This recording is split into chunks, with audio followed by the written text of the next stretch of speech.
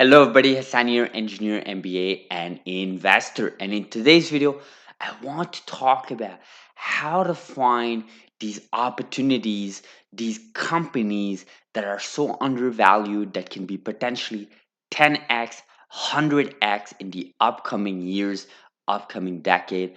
I want to talk all about that in this video. Now, I was watching this video from Dave Lee on Investing YouTube channel. And obviously, we've covered Dave Lee in his channel.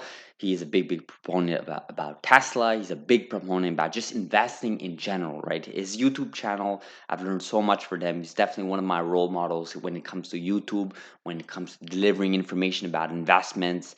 I just think, his years of experience and his conviction behind Tesla can be applied to other companies, can be applied to different type of frameworks. I just love his mentality, philosophy.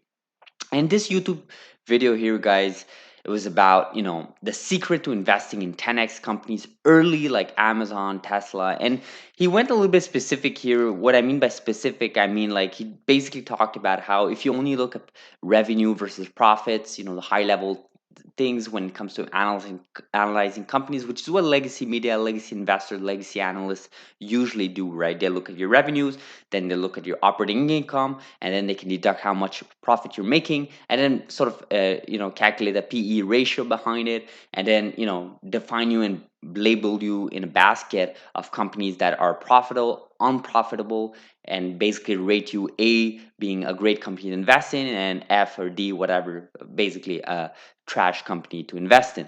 That's basically high level what they do, legacy media, legacy analysts. And what Dave Lee is suggesting to viewers here in on a high level is, hey guys, there's other things to look at besides those revenues and profits. You want to look at something what we call EBITDA, right? Earnings before interest, taxes, depreciation, and amortization. If you had taken a look at that when Amazon was growing, you can clearly have deducted that Amazon had something that what they were doing right. They were reinvesting in their business, reinvesting in their facilities, reinvesting in their R&D teams.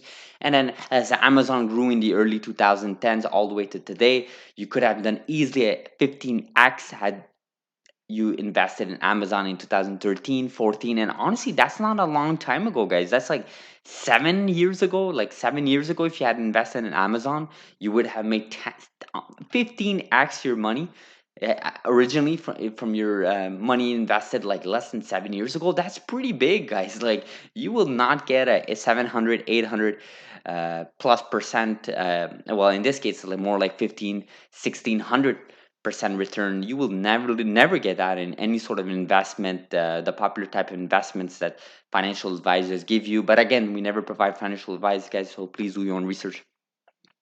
So again, I wanted to cover really what this video here told me. And again, this got my brain juices flowing. And what I ended up doing, guys, is I ended up reading these comments, right? And you guys know YouTube videos, the gem, just like in Reddit threads, the gem is never in the video itself. It's usually hidden in the comments section, right? Because the people, the community, that's what makes videos amazing. That's what makes this community amazing. And well, some of the comments, guys, I started reading them, and you see some recurring terms, right? Obviously, some people asking for Tesla, more information on Tesla, but then start seeing Palantir, right? Palantir, right? And we covered Palantir in our previous video, right? We covered Palantir in our previous video, and we know that Palantir has been added officially, in the ARK-G fund, in the ARK Invest Genomics fund 2 days ago, which is basically breaking news because they are now officially, as ARK Invest may indicate through adding them in the fund, they are a genomics company now, right? Regardless how you feel about Palantir, regardless how you feel about their stock price, their market cap, and so on, they are a genomics company, right? And you guys know in this channel, we are all about genomics, genome editing. We know genomics, biotech have a huge future in our economy. We know companies like Moderna, right? Building this platform of life software 2.0, Ginkgo Bioworks, right? And then obviously there are traditional CRISPR companies that we talked a lot about: CRISPR Therapeutics, Intellia, Caribou Biosciences, Beam Therapeutics, Verve Therapeutics, Rapid Bio. So many great companies, so many revolutionary companies working together. Some of them building partnerships with big pharma, but most of them working together to really, really eradicate the future diseases to come. In the 2020s decade, we believe the wars of cancers, war on diseases have started, and we've seen many patients, couple of them, not that many, but still a couple of patients that have been successfully cured from sickle cell disease and beta thalassemia from all these expensive IVs, expensive infusion, expensive treatments. All of that is gone through the CRISPR injection that CTX001 was able to do. And then there's obviously other patients and other programs like the in vivo approach from Intellia. We saw how it was amazing the way they injected it in the liver to the in vivo approach for their NTLA 2001 program. So many companies are revolutionary, guys. It's not just Palantir. That's not my point. But when I read these comments, right? When I read these comments, would love to see the analysis for Tesla and Palantir, right? And we know Palantir is a huge, huge social media platform, huge social media presence, rather, right? If you take a look at their stock price, it's not like this company is worth like $1 trillion company. If it was worth like 500 billion, $1 trillion, maybe I would have made the argument that big funds own them, big institutions own them, and big funds do own them, but it's not like they're worth in the top. They're not a top 20, top 15 companies in terms of market cap as we speak. Tesla is, so perhaps Tesla is justified in that sense, but a company like Palantir is not even $50 billion. And don't forget, guys, although it looks a lot, obviously it is definitely a lot in terms of valuation, in terms of what is their revenue and so on. Don't forget there are companies out there, Snapchat, worth $120 billion. Okay, Snapchat, guys. I have not used Snapchat since 2016, and the last time I used it was not necessarily for the right reasons. Okay, so you guys gotta put some common sense around some of these valuations being thrown around, right? Uber being worth what it is, right? You see DoorDash, right? An app that basically connects a restaurant to the citizen, right? Which basically a lot of competitors, and they've been burning cash, and they've been burning cash really hard. They are worth more than Palantir. So there's many companies worth out there that are not justified, and you could make the same argument about Palantir in some sense, obviously, if you want to counter argument it. But at the same time, when you see these types of comments on YouTube, when you see this type of presence, gets your mind thinking, right? It gets your juices going. And again, I have no investment as of this video or in the past. I've never made a single investment in Palantir, the company, the stock. I just want to make that clear. We analyzed the company a few weeks ago, and I linked it in my previous video about Palantir. Well over 30 minutes, we went deep into the company. It's all about B2B. It's all about that software, leveraging big data into data that makes sense for customers, accelerating the growth of companies, accelerating the progression of companies, efficiency, optimization. We talked about this. What was breaking from last video is the fact that they are now officially a genomics company, as ARK Invest may put it, by adding them in the fund, right? So I wanted to cover you guys really quickly about Wall Street bets here on Reddit. This was when Palantir released their earnings 2 days ago, and some Q2 highlights, right? Q2 highlights. Let's go over them really quickly, guys, just for the sake of it. Total revenue grew by almost 50% year over year to 376 million, right? So this is just in Q2, in one quarter. US commercial revenue grew by 90%, right? This is really big, guys. We talked about this in our videos about Palantir. Contracts are big, contracts are many years, and contracts are very lucrative for companies that are getting these contracts.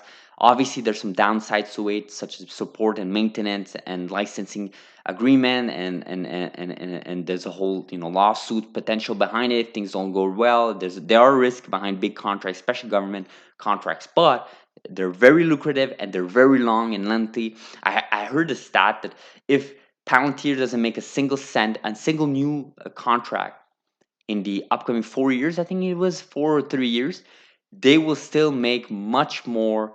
They will still make much more yearly quarterly, just this quarter, from everything they made in 2020. I think it was something like that. I'm not sure about the stat I read. Maybe I have to revise that stat. I'll leave it in the comments below. I read a really nice stat there yesterday night. So they closed 62 deals of 1 million or more. So you can see these are big contracts. 21 deals were over 10 millions, right? So bigger contracts there within those 62 deals. 10 net new customers added in Q2. 20 new customers added. Again, guys, these are big customers, right? These are not your local shops, local pizza shops. These are huge enterprise companies, governments, entities, right? That we're talking about defense, Department of Defense in US. We're talking about the UK government. These are big, big governments, right? Big, big institutions, big, big entities, right? And in Q3, they expect 385 million, so a little bit more than what they made in Q2, and the operating margin is 22%, right? So a couple of high level reaction here. 90% growth is very impressive. Palantir calls crazy good, crazy good. Skynet, okay, is this real life? What's this green crap? Okay, yeah. So $25 by end of the day, right? So the stock was trading under $25, obviously, at the time of this earnings report 2 days ago. Picked up 10 shares. A lot of people cost averaging. Some people bought it a little bit high when it jumped. If we go back here the past six, maybe years to date, you can see early this year, just like many other stocks, including Genomics, many companies have had their stock hit. Even if Palantir had this crazy growth the past 2 days, they've still been hit hard since the peak of early this year. So if you were one of the unlucky people to invest in one of these peaks, unfortunately, you're still drowned. But again, scale it back, right? Scale it back when they went IPO in October. Look at this, guys. You've gained well over 100%. This is crazy growth. This is amazing growth. This is no joke. This is an amazing feat. The leadership is there to execute.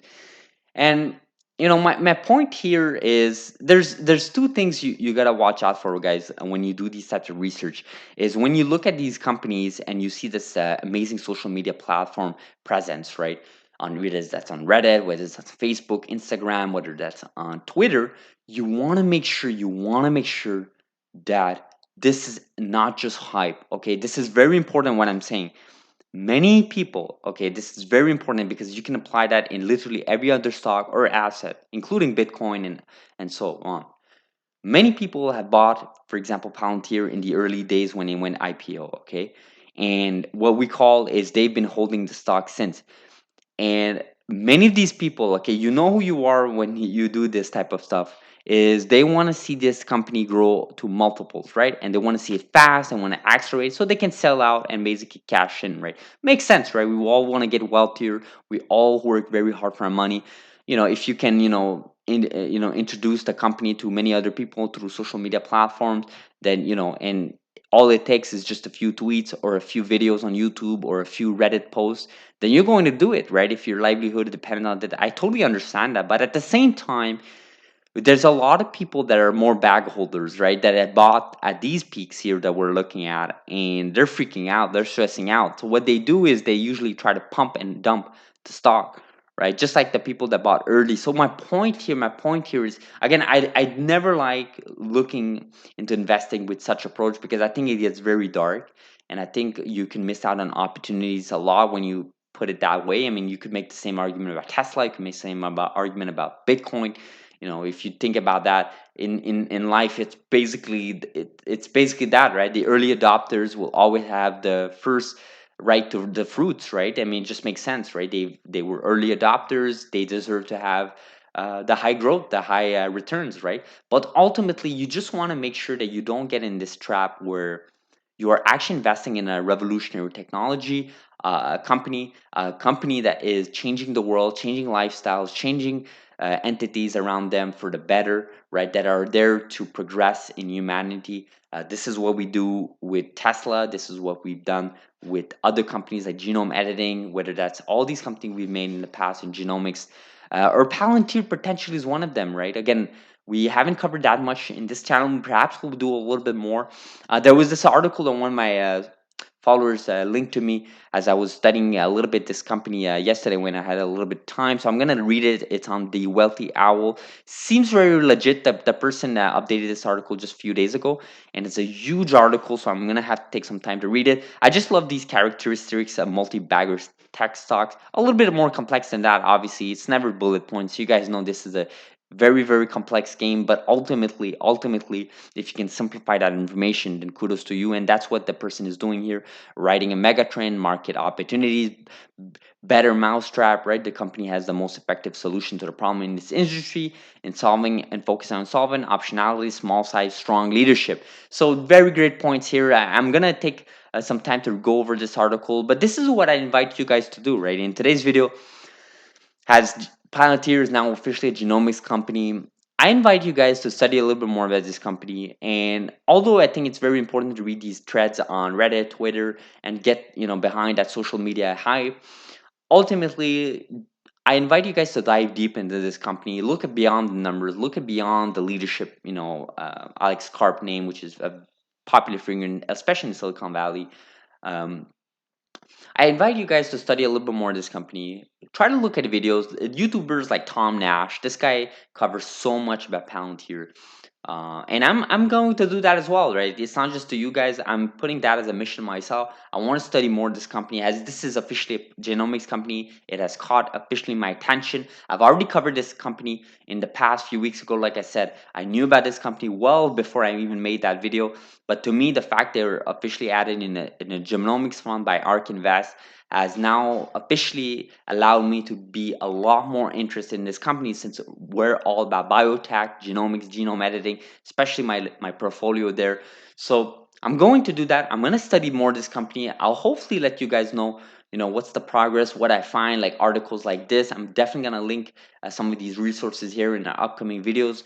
I know CRISPR Tommy, YouTubers such as that had questions about this company. Hopefully I'll help you guys, or if you guys can help me or us in our community, leave a comment below. Let us know why you think Palantir is a revolutionary company, why Palantir is not just a genomics obviously company. They're involved in different industries, big contracts, big government entities, big mission and value statements for the future. Let us know, help us out. Let's help each other out. This is what we do in this channel, guys. We spread information. We allow others to get more information for free because ultimately this is a competitive space and we want to level the playing field for all investors, right? No longer we let big Wall Street winners, no longer we let big institutions win over the average citizen. This is the first time with the internet that we can all level the playing field and all have the same levels of opportunities. That's the goal. That's the mission of this channel. Hopefully you guys appreciate this video. If you did, please like, subscribe, smash that like button, destroy that like button, guys. Subscribe again, hit that notification bell. Videos get to you faster. Thanks for watching. Have a beautiful Saturday, guys. It's a beautiful weekend. Sunny out there. Get some sun out there. Put some time in reading, put some time in researching, and let me know what you guys think about this video. Thanks for watching, guys.